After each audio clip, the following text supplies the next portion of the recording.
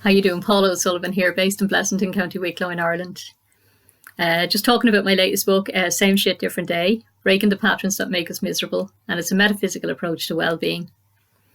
And I'd just like to talk a little bit about stress and anxiety management. In the book, I mentioned this poster, which my son gave me a few years ago, stress therapy poster. And there's 3 different levels of stress there, and depending which one you have, you can bang your head on that in 3 different places there. I've never had to do it though. Thankfully, I've never had to do it. But in case of emergency, there it is. It gives me a laugh every day when I look at it anyway. So stress and anxiety. Okay, I've overcome both really. Stress is in your face all the time. It's always going to be coming at you from one direction or another. That's what I found about life anyway. It's like one of them computer games, the levels seem just getting more challenging and harder.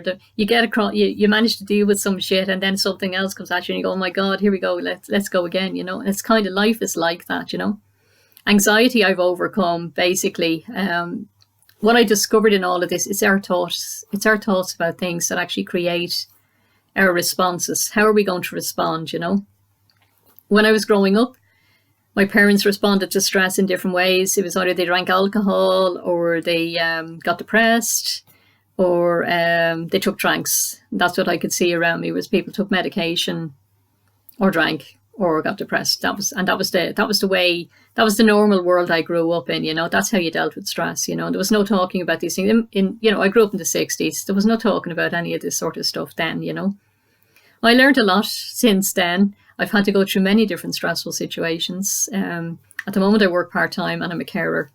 I have a child with Asperger's. So there's many different stresses I have to deal with as well, So I'm kind of glad I specialise in stress and anxiety management, So what happens when we feel stressed, when something comes up that, we're not going to accept too easily, or, that pushes us to the limit, Well, there's a primitive response in the brain, and it produces cortisol and adrenaline in excess. So it's like the fight or flight situation, your body prepares you to run away or to face it and fight, and most of us are not in that situation where we can fight or flee. But the body produces these chemicals. There's other chemicals it produces as well, but mostly cortisol and adrenaline in excess. Now, your body's producing that anyway. So what does that do? It sends messages to the body, you've oxygen in your brain area, and it clears that. It sends that down into your heart and lungs to give you more oxygen, okay, to give you more strength and adrenaline and all the rest to actually fight or flee, It leaves you not being able to think clearly, okay, and it prepares the body it gives you extra strength to move. But most of us are not in that situation, as I said, so, you're left feeling a little bit jittery after it. That's if, say you get a fright or something like that, that's what happens to you straight up. Or you have a panic attack, that'll produce the same thing for you, You won't be able to think clearly, and you'll have that jittery feeling, and you might get sweaty palms, and then you'll get weak legs and arms and all the rest of it, and your stomach might start feeling a bit sick and stuff like that. That's your stress response, and that's what happens. But what if you're under stress all the time? What if you're constantly being stressed, Well, the body keeps producing cortisol and adrenaline, and then your body will start overproducing histamines as well. Now, histamines cause pain and inflammation. Now, there's other things will produce histamines as well. Sugary foods will produce histamines as well and cause pain and inflammation, So if you continue to be stressed, you might start getting ill. So what these things suppress your immune system. You have cells in your body, and those cells are either in a position of growth or protection. And when you're stressed, the body goes into protection mode. So the cells shut off the growth, okay? They shut off the stimuli. They're on work to rule. They've gone on strike, in a way. So they're on work to rule, So they're only doing the absolute barest minimum they can just to keep you alive. So these cells, when they go on work to rule, when they go into that place of protection, you're just about, the immune system gets suppressed, right? And it sees whatever is stressing you, which is a thought. It's a thought which creates a feeling, which goes back up into the brain. What does this mean? And you try to assign a meaning to it. This produces the stress response. And your cells are listening to this and they're responding to it, So your immune system gets suppressed. And then because the body thinks there's a threat in there, there's a threat to the balance. There's a threat. When you're ill, there's a threat, or there's a stressor coming in, a thought coming in there that's not in keeping with the balance of your body's intelligence. your body starts resisting that and it starts fighting.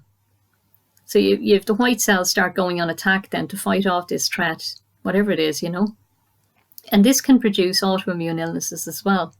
So the body's actually fighting itself because it perceives a threat in there, So there's a lot of things can happen with stress, and that's where my illness came from initially, So what were the threats? The threats were at the time I was in an emotionally abusive relationship, and I'd been through a lot of stressful situations. We'd just moved home. We tried to buy homes, loads of houses we were trying to buy, and everything kept falling through for a long time. And before that, we were living in Tallaght, and my eldest son had been bullied by a school principal down there, and we tried to deal with that and we couldn't deal with it, so we ended up moving away. That was all stressful. And then there was stress that came from childhood. I brought a lot of anger and resentment and stuff from childhood, and it was all repressed, It wasn't stuff I could openly deal with, So, the stress didn't just come from one place. It was like layers of stress upon another layer, and things that keep happening, and then it's the straw that breaks the donkey's back, So stress is our response to things, and it's our thoughts and our feelings about things. So I talk about this in the book. There's many different things, and I keep repeating about the thoughts. And in the book, I've done it several times. I've repeated things several times on purpose, so you don't have to keep leafing back and forth through the book trying to find what I'm talking about. You can pick it up anywhere and try and make sense of it, So dealing with stress, the breathing technique is your entry level into this. If you can breathe in and out slowly, what happens is you stop the stress response from triggering, because your body's on high alert. When you're being stressed, either, infrequently or frequently or whatever, we're all under stress. Even just trying to live in this world is stressful. Trying to be our authentic selves is stressful. We've got people saying to us, I'd prefer if you were a different way, or they have expectations. Your parents have expectations of you. They want you to be something and you want to be something else. The stress, we're surrounded with the stress, So there's all that psychosocial stress as well. You're trying to be you, but the world doesn't want you to be you. It wants you to be something else. And women especially find this. We have to put the makeup on and wear our hair a certain way or look a certain shape. And there's terrible stress on us to be something other than what we are as well. Do you know what I mean? And there'll be stress on men as well. It's not just about women. There's stress on all of us.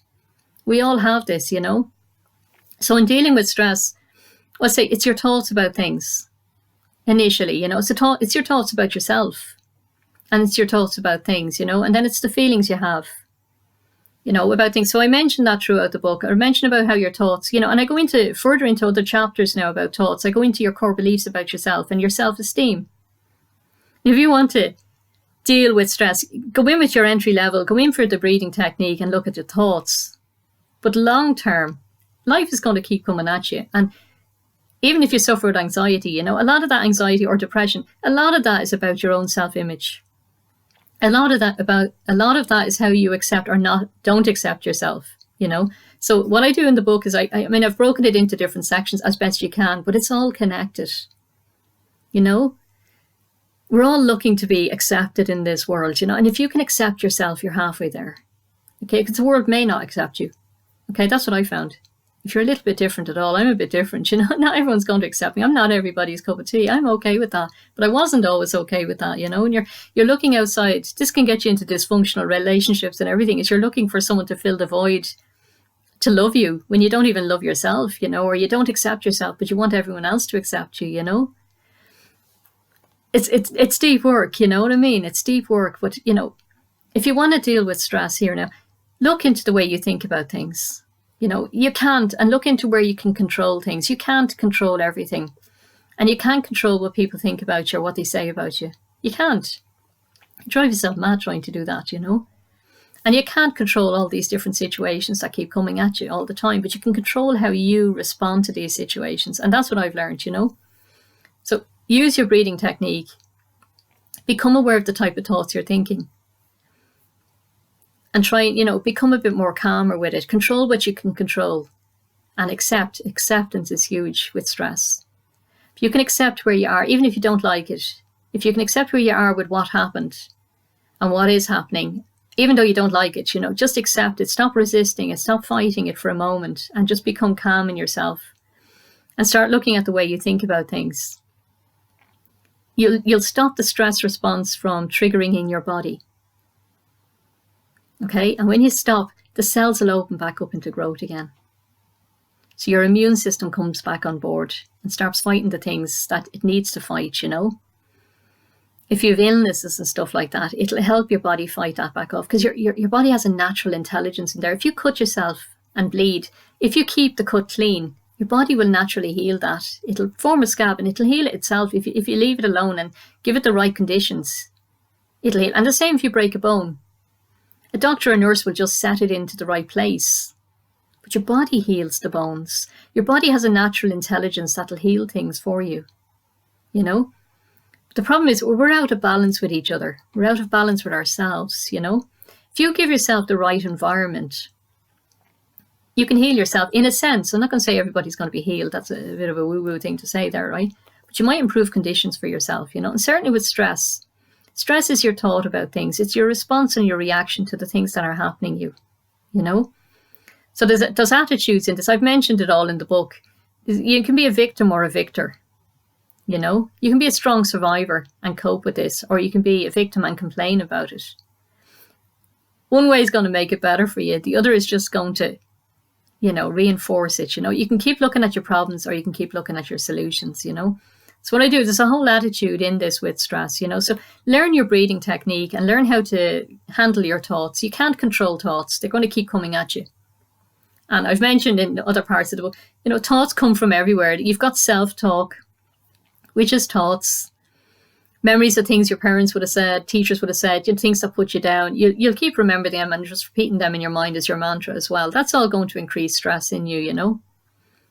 All right, these thoughts come from we're like radio receivers and radio transmitters as well, you know. Thoughts come from other places too, into your mind from nowhere, seemingly from nowhere. And that can cause stress for you as well, you know.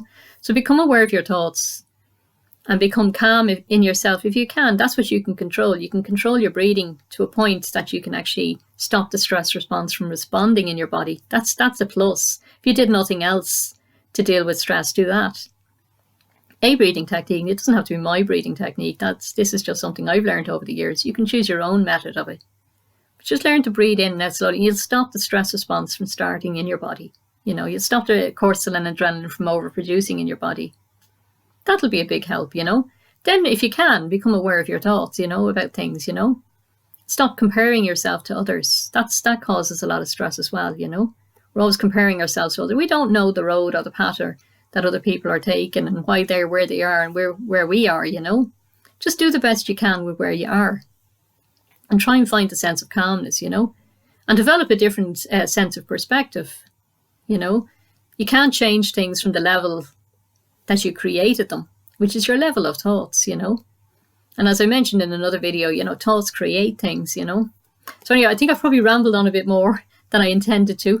If all else fails, you get yourself a poster and just bang your head off the door there, you know. Although I don't really think that would work. So anyway, I hope these videos are useful to you. I'm getting comments and messages and I'm delighted. Keep that up. I'm delighted. Some people are sharing these videos for me. Appreciate that very much. I hope you get some help out of these things. Please ask me to elaborate on anything. I'm quite happy to help. And thanks again for listening and thanks again for sharing. Goodbye now.